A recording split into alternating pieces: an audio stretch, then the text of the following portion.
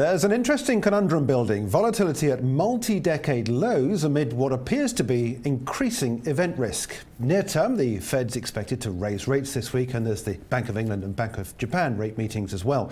The Dutch elections this week kick off a series of midterm events with elections in France and Germany later this year, with Italy possibly waiting in the wings. And the UK looks set to trigger what some are saying could be the beginning of the end of the EU. Certainly the EU as we know it. James Butterfill joins us now from ETF Securities with some more. First of all, volatility. What is volatility? It's quite simple, really. It's usually expressed in an annual term, just how much a stock goes up or down in any given year. So if a stock has a 20% volatility, that's how much it moves in any given year. So it's very interesting at the moment what's having volatility. A favoured measure, the VIX, a form of market risk, is exceptionally low at the moment. It's at only 3% of the time is the VIX ever this low, at 11.5. Typically it's around 15. So it's unusually low, but we feel this masks a real problem in the markets at the moment. If you look inside the S&P 500, you find the stock correlation, the volatility correlation, is exceptionally low. That means the stocks are trading in many different ways, and it lulls the investor into a false sense of security that overall for the index, the volatility looks exceptionally low. Okay, in just a couple of minutes, I want to ask you how to trade that. So park that thought in mind to begin with. This week we got some interesting events. Putting aside the Bank of England and Bank of Japan, I want to go first to the US interest rate decision because the markets seem to be pricing in a quarter-point rate rise. I guess part of it's going to be as to how quickly they're going to move further with other interest rates this year. We never say never, but this looks like a done deal, the US rate rise. The rate hike probability now, according to futures market, is 100%. It's never before have they ever not done a rate hike after that kind of probability. If you look at the numbers, to some extent it does justify it, although many economists are kind of puzzled that within the space of 2 weeks, with very little macro data to support it, all the Fed members have suddenly decided that a rate hike should occur. That said, there are impending inflationary pressures, particularly due to commodities, particularly oil, the recent oil rises, that do to some extent justify this. Although the US market the US economy is quite fragile, so two aggressive rate hikes could destabilize growth in the US. There's also an interesting link between volatility. If volatility is so low right now, part of the reason is many investors are shorting volatility. Even at these low levels? Yes, even at these low levels. It's very unusual, but part of the reason is you get a great yield off shorting volatility at the moment. And if you're increasing interest rates, they may abandon that carry trade from the VIX and then switch back into, say, bonds. So it could lead to quite an unstable markets after a rate rise in the US. Okay, let's take the other big event this week, and that's the Dutch elections on Wednesday. Just remind us why this is potentially a market-moving event. At the moment, at least, volatility is not pricing it in, but is it a market-moving event potentially? This is a funny one because many people believe the market-moving event is Geert Wilders getting in power. The truth is the Dutch elections end up being very complicated coalitions which take 3 months to settle after the election. So we'll be none the wiser afterwards. But we know that all other coalition partners have expressed they don't want to deal with Geert Wilders. So we have two big coalition partners that could create a coalition together, or maybe not. We have the VVD, led by Mark Rutte. He's probably likely to be the next Prime Minister. But then what complicates this, if the CDA end up leading in the polls or in the election, they're keen to have an EU referendum, or there's a chance of it at least. So that is where the true market volatility lies. Although the reality is we'll probably see a coalition with the VVD leading, which will probably be a three-party coalition. I mean, the bottom line here is that a three-party coalition typically takes about 3 months to create.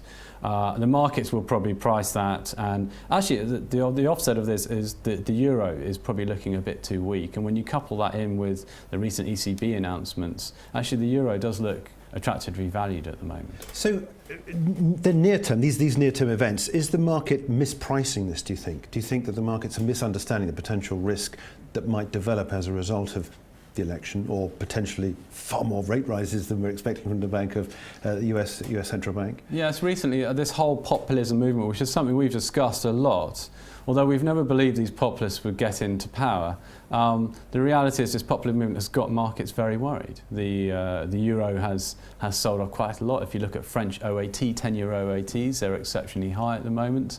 But if you start to look at the next few events, we'll have the Dutch election. It will probably be a bit of a non-event. We'll have the French elections. Yes, Le Pen will get to the second round, but then against Macron, who has a lot of populist policies, by the way, is likely to win. So ultimately, we'll be left with the markets at the moment look mispriced for risk.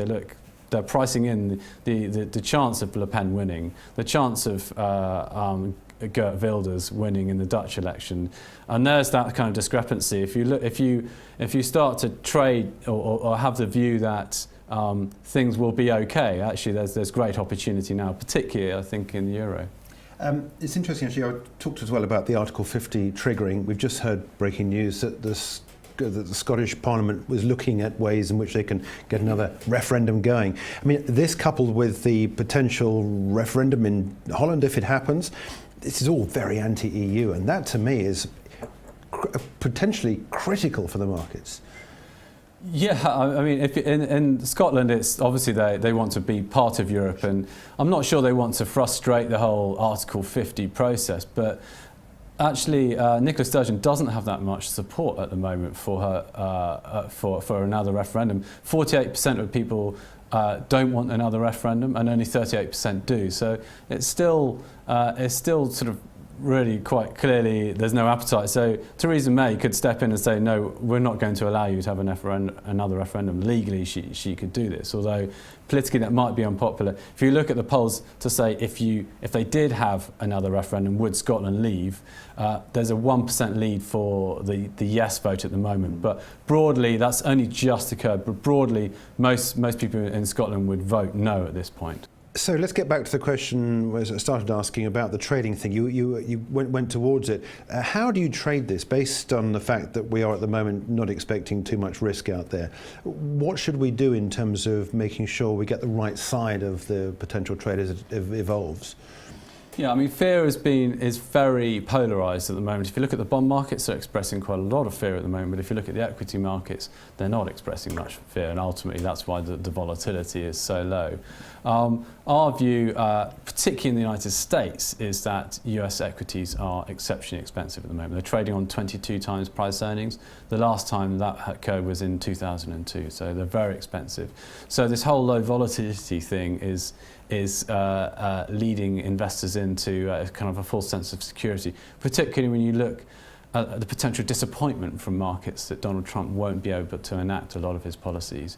The markets in the US are pricing in a 21% earnings growth outcome in the US this year. That's with the expectation of a lot of tax cuts that probably won't occur. So there's a huge room for disappointment there. So it leaves US equities vulnerable.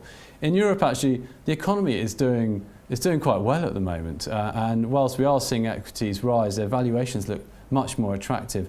And at the moment, with all the political volatility and the sort of how much it's holding back European equities, this is a potential opportunity to get in and see a big recovery. That's off the back of an expectation of the Dutch elections to be a non-event and Macron probably to win the French election. So a bit of more sort of settled market environment. But the flows don't seem to me to be that obvious either, because we got gold still holding above 12. I think this morning it went above 12.06, which had previously been a very strong level of support on the way down. So gold's back up again now. So it seems like people want to get into gold.